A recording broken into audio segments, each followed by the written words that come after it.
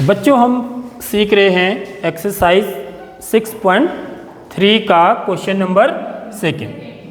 देखिए इसमें क्या दिया हुआ है, आकृति 6.35। यह है हमारी आकृति 6.35। इस आकृति में आपको क्या दिया हुआ है कि त्रिभुज, मैंने दिया है करके लिख दिया है, ठीक है। दिया है त्रिभुज ओडीसी।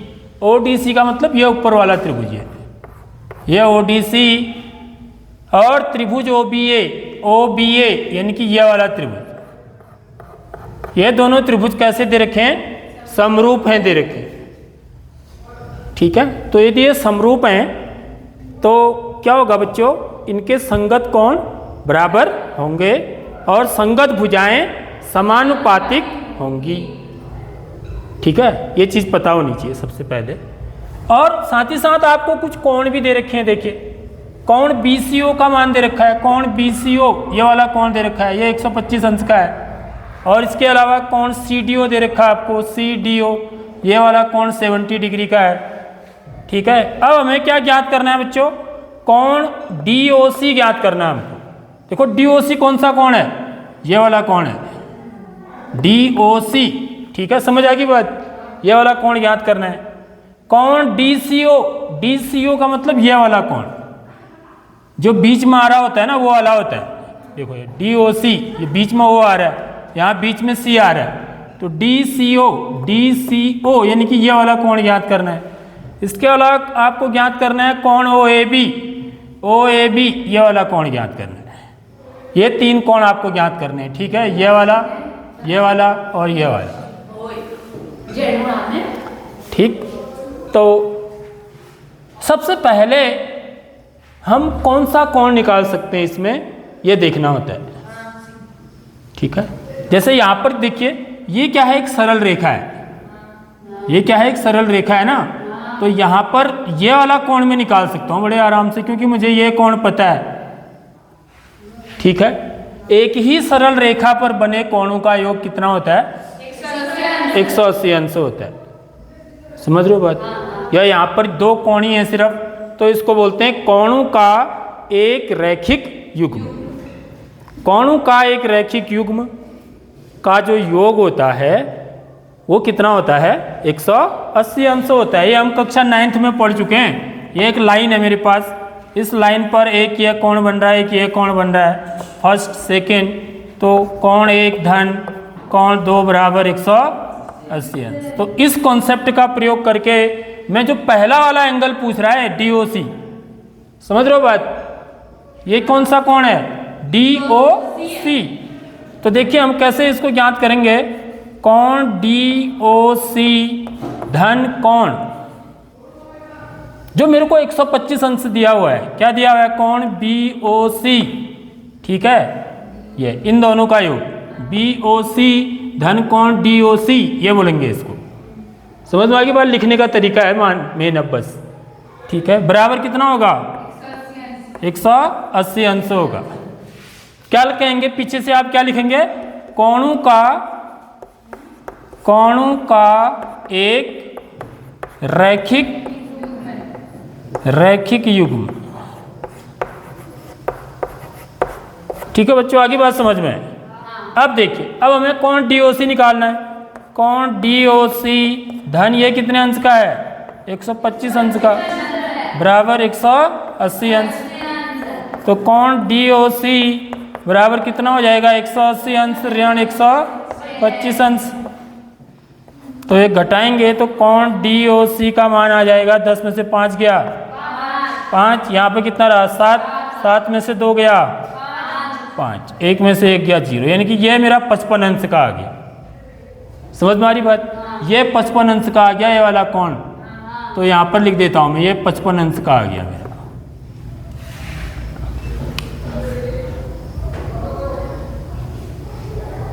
ठीक है। अब देखिए, अब मैं कौन सा कोण निकाल सकता हूं बच्चों, यह वाला निकाल सकता हूं ना। अब यह वाला कोण कैसे निकलेगा मेरा, कौन सी अवधारणा हम यहां पर इस्तेमाल करेंगे, कौन सा कॉन्सेप्ट यूज करेंगे इस कोण का मान निकालने के लिए।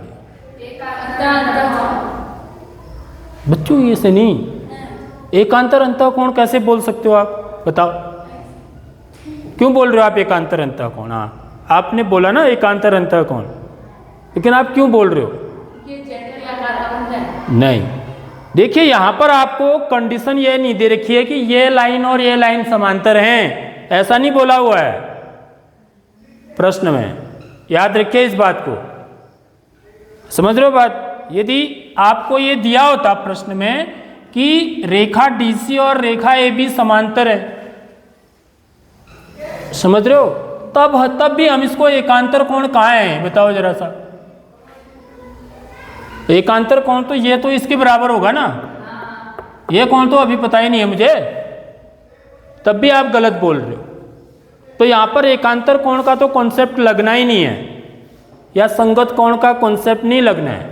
क्यों नहीं लगना है? यहां पर आपको ये नहीं दिया हुआ है कि ये दो लाइंस जो हैं पैरेलल हैं, समांतर हैं, नहीं दिया हुआ है।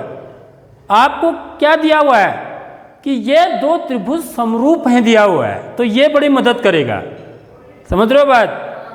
समरूप हैं दे रखा है ना, तो ये मदद करेगा। यहां पर जो मैंने बोला कि हम ये कोण मुझे पता है, ये वाला कोण पता है, ये वाला कोण मुझे निकालना है, तो मैं कौन सा कॉन्सेप्ट यूज करूंगा? अच्छा कुछ भी बोले जा रहे हो।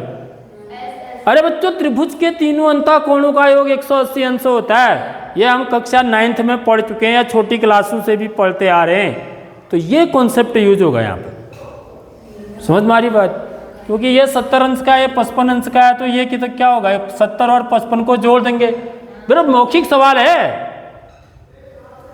ये 125 का है, इसको निकालना है, 180 में से 125 को घटा दो, ठीक बात, 55 निकल गया। अब ये कोण निकालेंगे तो इन दोनों को जोड़ेंगे, कितना आएगा?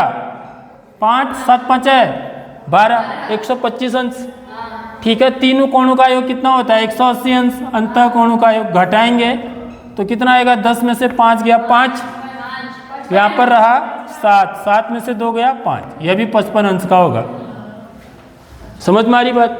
यह कोण 55 अंश का, यह 55 अंश का, यह 70 अंश का, तो दो तो निकाल दिया हमने। तीसरा कैसे निकलेगा? देखो तीसरा निकालने के लिए यह कंडीशन जो आपको त्रिभुज समरूप है दे रखा है,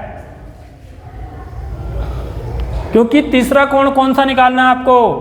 OAB निकालना है, क्योंकि ये दोनों त्रिभुज कैसे हैं? समरूप हैं। तो ये कोण किसके बराबर होगा? इस कोण के बराबर होगा, नहीं होगा?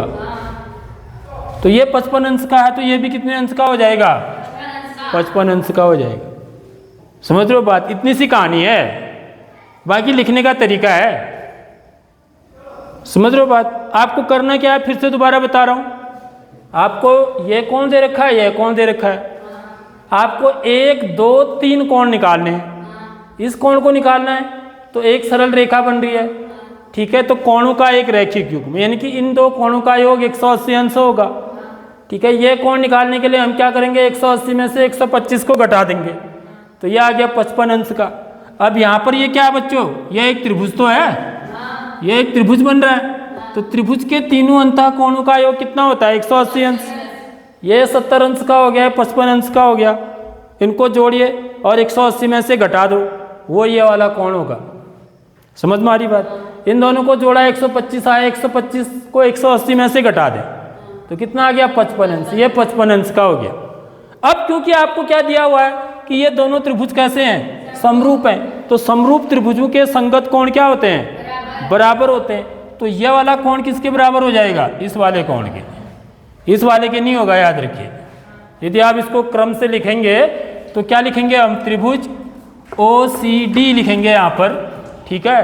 तो यहाँ पर क्या लिखेंगे? OAB लिखेंगे, ठीक है। तो इसलिए ये वाला कोण क्या होगा? इस वाले कोण के बराबर होगा। तो ये भी कितने अंश का हो जाएगा? 55 अंश का। आगे बात समझ में? तो DOC मेरा कितने अंश का आ गया? 55 अंश का। अब हम क्या करेंगे? इसलिए अब त्रिभुज ODC में तीनों अंतःकोण, ठीक है। कोण क्या? सबसे पहले इसको क्या, जो इसके नाम दिए हैं ना बच्चों, हम उसी क्रम में लिखेंगे। CDO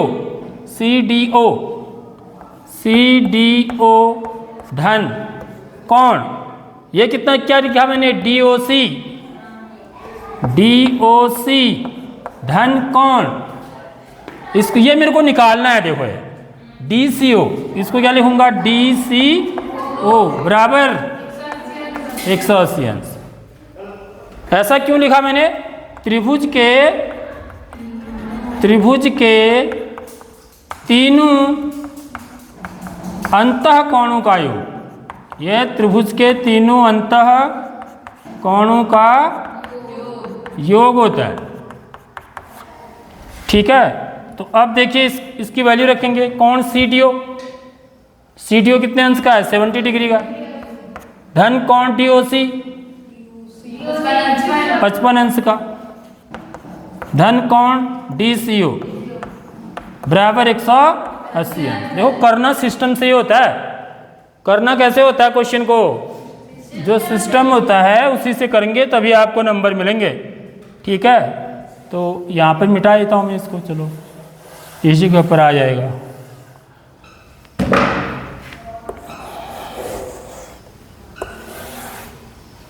तो ये 70 और 55 कितना हो गया, 125 अंश। धन कोण DCO बराबर 100, तो कोण DCO बराबर कितना आ जाएगा, 180 अंश ऋण 125 अंश। तो ये कितना हो गया, 180 में से 125 को घटाएंगे तो 55 अंश। तो ये भी 55 अंश का आ गया। समझ में आ रही बात। अब देखिए, अब क्योंकि दिया है क्या, देखो त्रिभुज ODC समरूप है त्रिभुज OAB के। देखो ये, इसलिए C कहाँ पर आ रहा है बच्चों, देखो एक ही जगह पर आ रहा है। देखो ये चीज़ भी देखनी होती है, इसलिए मैंने बोला कि यह वाला कोण इस कोण के बराबर होगा। देखो थर्ड नंबर का C है, यहाँ थर्ड नंबर का क्या है, A है। इसलिए यह वाला कोण जो थर्ड निकालना है हमको, क्या निकालना है, कोण OAB किसके बराबर होगा बच्चों, कोण यह जो मैंने लास्ट में निकाला है DCO के बराबर, DCO के बराबर। क्या लिखेंगे, समरूप त्रिभुजों के संगत कोण। ठीक है, बराबर होते हैं। समरूप त्रिभुजों के संगत